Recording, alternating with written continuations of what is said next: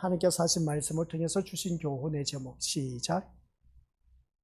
아버지 하나님, 주님이 이 땅에 오셔서 우리의 몸과 피 이것을 받아 먹으라. 내 살이라고 했습니다. 이것을 받아 마시라. 이것이 곧 나의 피라고 했습니다. 이 말씀이 몸과 피, 예수님의 몸과 피가 오늘 나와 무슨 상관이 있는지 오늘 말씀을 듣고 다시 한 번 더 새롭게 거듭난 하나님의 자녀가 되게 하옵시고, 그래서 더욱더 하나님 자녀다운 모습으로 성숙하고 성장해서 이제 좀 정말 철이 든 하나님이 기뻐하신 그 모습처럼 뿌듯한 마음을 가질 수 있는 그런 믿음의 자녀로 거듭날 수 있도록 주님 인도하여 주옵소서.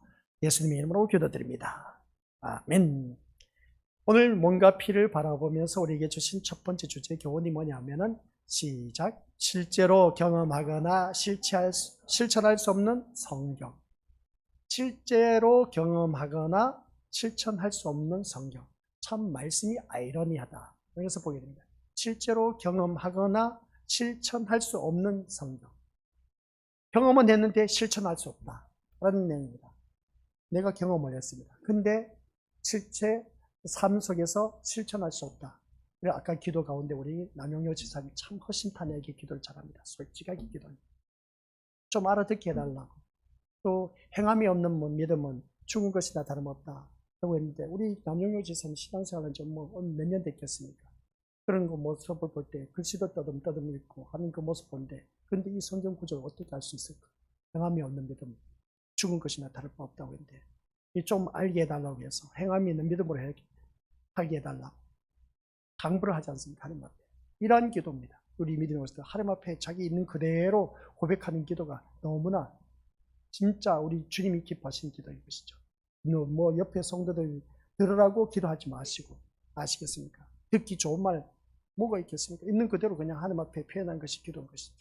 그리고 또한 뭐 기도문을 써갖고 타 교회는 그렇게 한다는데 그런 짓거리 하지 마시고, 뭐 준비한다고 해서 짓거리라고 하니까 기분 나쁠지 모르지만은 우리는 하나님 앞에 1:1 관계 속에서 기도를 해야 되지, 뭐 글로 써갖고 그냥 준비해서 그 가정 속에서도 주님이 함께 하신다. 하나님을 신뢰하는 믿음이 어디 갔냐는 것이죠. 우리 그런 신앙생활 하지 마시고 실제로 경험하거나 실천할 수 없는 성경 말씀이라고 하는데, 그러면 내가 말씀을 통해서 많이 은혜 받았다고 합니다. 경험도 많이 했습니다. 그런데 그 말씀 따라 우리가 실천하는 것이 얼마나 있느냐, 행함이 있는 믿음이 얼마나 있느냐, 그것을 말하고 있는 것을 보게 됩니다. 이 고난주간을 통해서 우리 믿음의 식구들 한번 자기 자신을 곰곰이 들여다보자는 것이죠. 들여다보면서 주님이 나를 위해서 십자가를 못 박혀 돌아가셨다는데, 그러면 나는 주님이 그 살아가는 삶을 얼마만큼 살아가고 있고 실천할 수 있는 그런 믿음 말씀은 얼마만큼 있는지, 그리고 실천할 수 없는 말씀은 도대체 무엇인지 한번 짚어보면서 이 고난주간을 통해서 묵상해보면 얼마나 좋을까. 그래서 성경을 보면 우리가 실제로 경험하고 할 수 있는 내용이 전혀 없습니다. 보면 예수님이 행하셨던 병고침의 기적이 오늘도 우리가 실제로 경험할 수 있다고 말하기도 하지만, 그것은 모든 믿는 자들이 경험할 수 있는 보편적인 것이 또 아니다 라는 것을 보게 됩니다. 여러분 각자 나름대로 그 경험하신 분들도 있고 하는데, 그러나 모든 사람이 보편적으로 다 경험한다라고 말할 수가 없습니다. 그래서 병고침을 받는 일이 있을 수도 있겠지만, 모든 사람이 병든 사람이 경험할 수 있는 보편적인 것은 아니다라는 겁니다.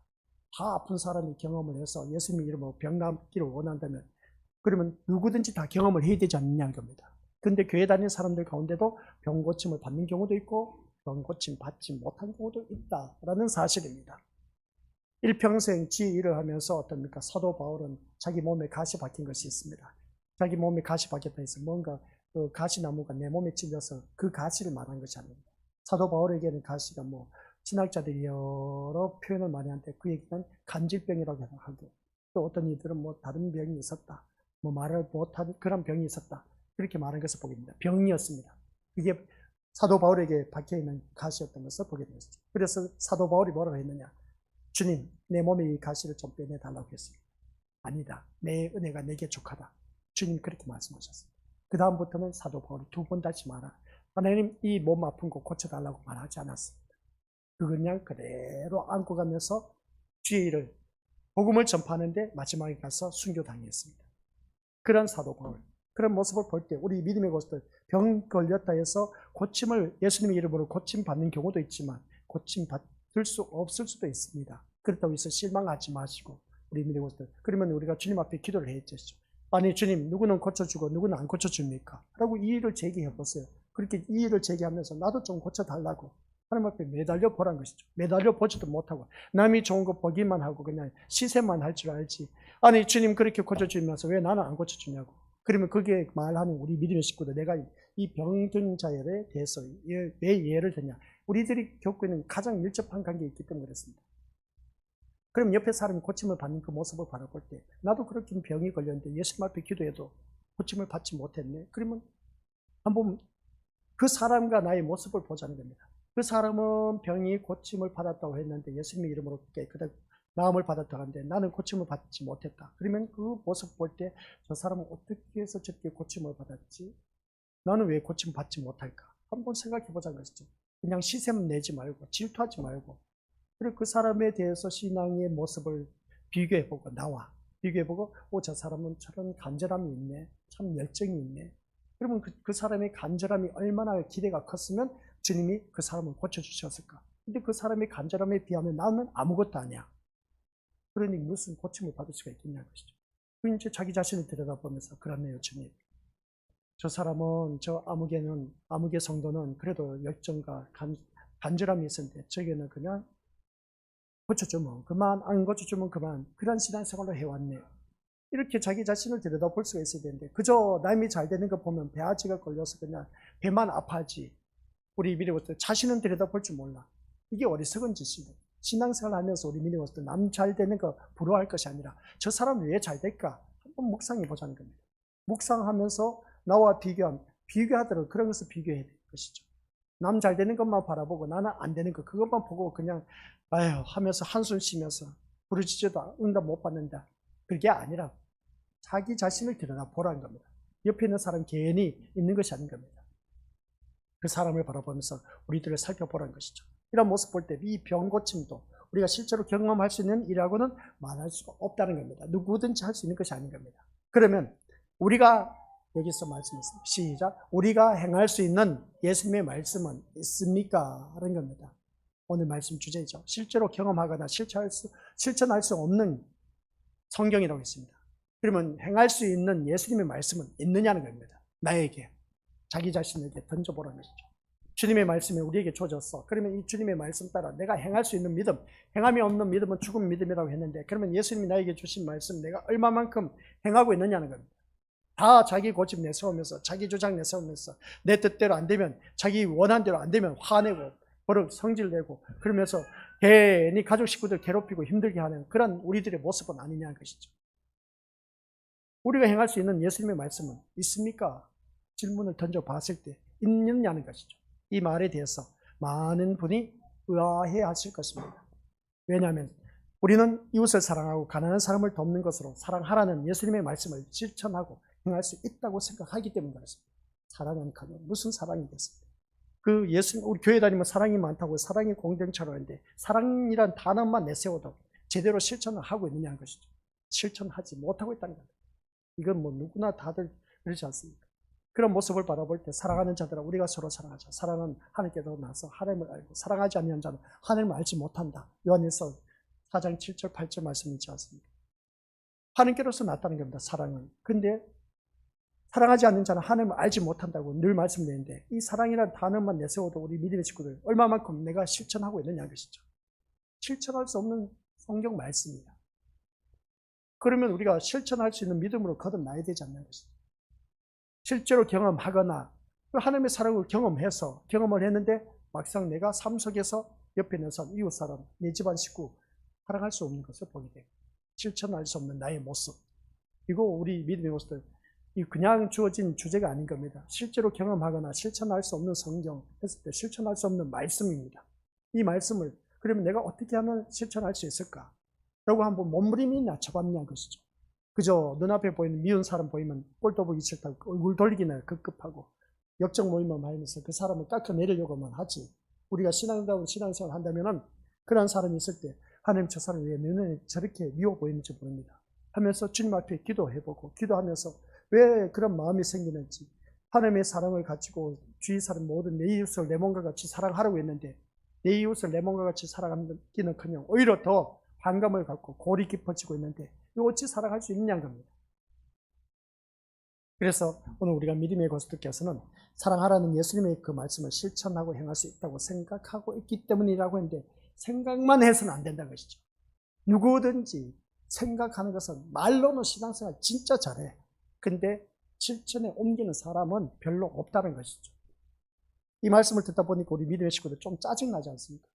에이, 오늘 수요 저녁에 참 은혜 받을 일 나오는데 목사님 짜증스러운 그냥 채찍질만 가오고 건면하면서 좀 너무하네 하고 그렇게 생각하실지도 모르지만은 그렇게 생각하든 말든 우리 믿음의 식구들 내가 말씀의 사람이라면 하나님의 자녀라면 말씀대로 사는 길밖에 없다는 겁니다. 그래서 우리가 교회에서 쉽게 들을 수 있는 말이 뭔지 아십니까? 예수님처럼 이웃을 사랑하고 가난한 사람들과 함께해서 예수님의 삶을 본받아 실천합시다. 교회에서 얼마나 외칩니까? 이웃을 사랑하고 가난한 사람들 도와서 구제하고 헌금하여서 우리가 그래서 작은 예수가 됩시다. 얼마나 외치는지 모릅니다. 이게 과연 교회 안에서 외쳐야 할 말씀일까? 이게 진짜 그럼 맞는 말씀일까? 생각해 보자는 겁니다. 제가 늘 말씀드리지 않습니까? 이웃을 사랑하고 가난한 사람 돕고 구제하는 거 교회 아니어도 타종교회, 사회 공동체에서도 얼마든지 하고 있어요. 교회에서만 한다고 해서 우리 작은 예수님의 그 작은 예수가 되자, 사랑을 실천하자. 말이 좋지. 타종교회도 다 합니다. 사회 공동체도 하고 있습니다. 그런 일도 교회 안에서도 이걸 하는 거 우리 그러면서 명목상으로 예수님의 삶을 본받아 실천하는 작은 예수가 되자. 말이 좋지. 아유 참 교회 안에서 그런 말을 하는 거 보면 가관이 아니야. 그리고 사람들은 이런 말에 감동하고 구제 헌금을 하기도 하는 것을 보게 됩니다. 과연 이것이 예수님의 정신으로 사는 것일까? 그러고 있을 때 예수님의 정신으로 사는 거 맞습니까? 우리 믿음의 것들? 아니 세상 사람들도 자기 신도 아닌데 사회 공동체에서 이런 말이 나오는데 교회 안에서 이런 말이 나온다는 것은 이게 예수의 정신이냐는 것이죠. 아니 그러면 사회생활, 사회 공동체의 그 사람들도 그러면 그 사람들도 예수님의 정신을 갖고 있겠네. 얼마든지 그렇게 표현할 수 있지 않습니까? 타 종교도 그런 분들도 이렇게 가난하고 어려운 사람들 돕는 거 예수님의 삶을 실천하면서 삽시다 하는 것을 바라봤을 때 이것을 보면 그들도 그러면 그 예수님의 정신을 갖고 있는 사람들이겠네. 근데 그 사람들은 타 종교 자기 신을 믿고 있는데 그러면 교회 안에서도 외치는 게 과연 바람직한 것일까? 훨씬 단약이 우리가 이런 말씀에 대해서 그냥 듣고 넘어가는 다른 사람들 다 그렇게 하니까 우리도 그렇게 하자. 그게 아니란 겁니다. 이러한 실천 자체를 제가 깎아내리고자 하는 것이 아닌 겁니다. 다만 신앙의 실천이라고 할 수 없는 것을 가지고 마치 예수님의 말씀을 행하고 예수님의 정신을 따르고 있는 것처럼 여기지 말라는 것입니다. 그러면서 둔갑시켜서 우리 예수님의 정신으로 이 모든 것을 우리도 사랑의 실천을 하자. 말이 좋지 진짜. 예수님의 정신을 갖고 이렇게 우리가 실천하자. 그러면 예수 믿지 아니한 그 사회 공동체나 타 종교는 어떻게 우리가 말하겠습니까? 다른 공동체도 그렇고 그런 그 사회 모임도 그렇고 좋은 일 얼마나 많이 한지 모릅니다. 그래서 우리가 가난한 사람을 돕는다고 하지만은 우리 믿음들 이 가난한 사람을 돕는다고 하지만은 시작 그 초대교회처럼 재산을 팔아 나눠주는 수준이 되느냐는 것이죠. 난방 기름도 제대로 우리가 하지 못하는 초대교회처럼 재산을 팔아 나눠주는 그러한 수준까지 되느냐는 겁니다. 우리들의 수준을 볼 때 초대교회로 돌아갑시다. 절대로 못 들어가요. 오늘날 많은 교회가 초대교회로 들어가죠. 외치고 있습니다. 구호로 외치고 있습니다. 초대교회 초짜도 못 갑니다. 초대교회는 얼마나 대단한지 아세요? 자기 전 재산 다 팔아서 없는 사람에게 나눠주는 겁니다. 할 수 있느냐는 것이죠. 이게 초대교인들의 성도들의 자세였습니다. 우리 오늘 이렇게 하자면 나 그 교회 안 나간다고 누구든지 벌써 도망갈 겁니다. 눈치 보기 급급할 겁니다. 못해요. 그래서 우리는 초대교회로 돌아갑시다. 저는 이렇게 말을 못합니다. 왜? 우리들의 수준을 알기 때문에. 이런 수준을 알고 있기 때문에 어떻게 우리가 초대교회처럼 살아갑시다. 말이 좋지 아니요, 그게 아닌 겁니다. 나에게 있는 것 중에 일부를, 그것도 내 삶에 전혀 지장이 없을 정도의 수준으로 그냥 헌금하고 도와주는데, 그렇게 우리가 선신 쓰는 것처럼 하고 있지 않습니까? 솔직하지 않습니까? 제가 말씀드리는 것이. 우리가 이것을 가지고 예수님의 사랑을 실천하는 것으로 얘기하고 예수님의 삶을 본받아 산다고 한다면 참으로 참 낯뜨거운 일이 아닐 수가 없다는 겁니다. 우리 스스로 예수님의 사랑을 인간의 동정심 수준으로 끌어내리는 것밖에 되지 더 되겠느냐는 것이죠. 이러한 수준으로 살지 마자. 자기 먹고 살기는 번지르르하게 잘하면서, 아니 사회 공동체도 그렇게 잘하고 있는데 남을 위해서 헌신하고 봉사하고 충성하고 섬기고 하는데, 교회 안에서는 정작 사랑의 공동체라고 하면서도 예수님의 사랑을 실천합시다, 예수의 정신으로 삽시다 하면서 초대교회처럼 우리가 살아갑시다 외친들 뭐 하겠냐는 것이죠.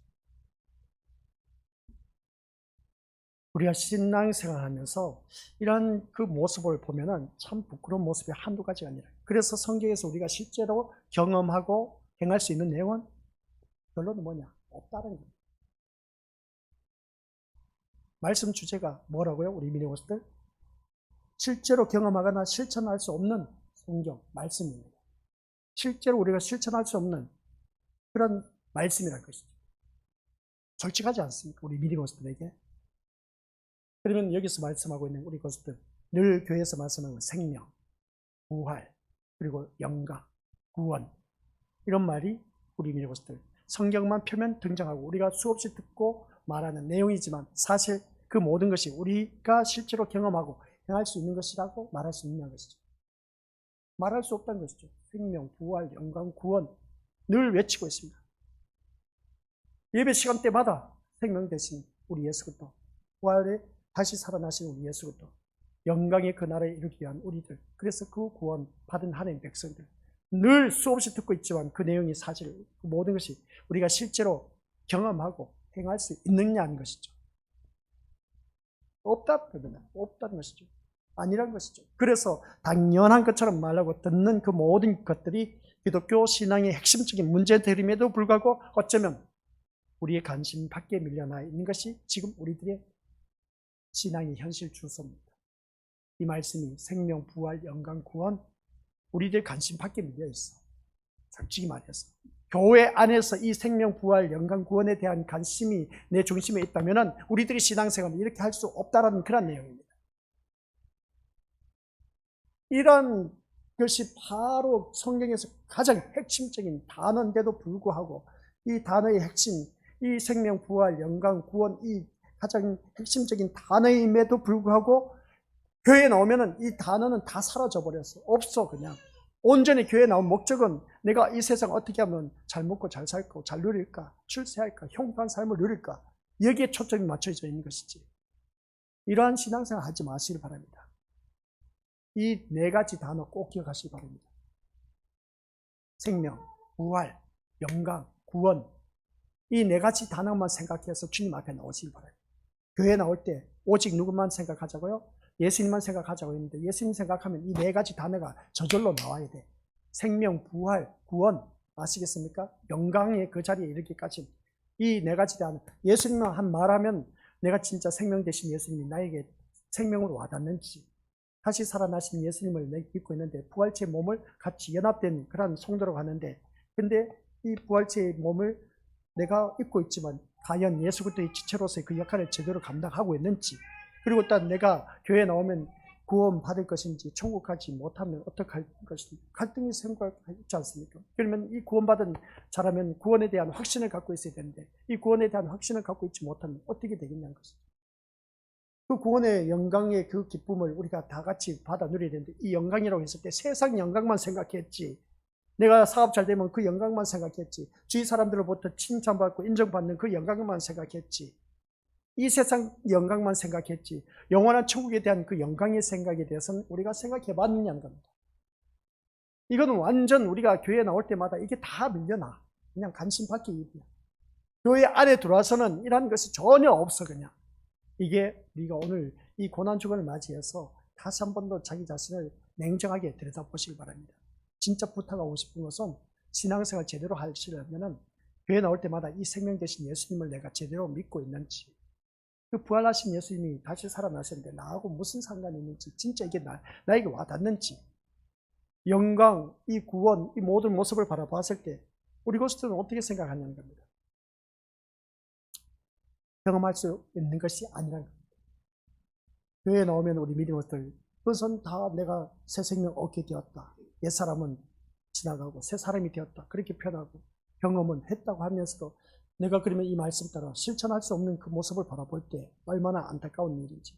그래서 이러한 말씀을 들을 때마다 이 관심밖에 밀려나고 하다 보니까 내가 실제 삶 속에서 경험할 수 없다 보니까 이러한 것이 당연한 것처럼 말하고 듣는 그 모든 것들이 기독교의 신앙의 핵심적인 문제임에도 불구하고 어쩌면 우리의 관심밖에 밀려나 있는 오늘 우리들의 현실의 모습. 그리고 이 모습을 바라봤을 때 이제 주님이 말씀한 것이 몸과 피에 대해서 우리가 드려진 주제가 두 번째 뭐냐라고 했을 때 의식으로 굳어진 성찬식. 성찬식 행할 때마다 뭐 예식을 한 것처럼 거룩하게 우리 주님의 몸과 떡을 나누지 않습니까? 그때만큼은 어떻습니까? 하나의 그 성찬식으로 그냥 그 의식으로 굳어져 있어 그냥. 그럴 때 예수님의 몸과 피를 나눈다 하면서 어떻습니까? 거기에 굳어져 있는 우리들의 성찬식은 잘못되었다고 했죠.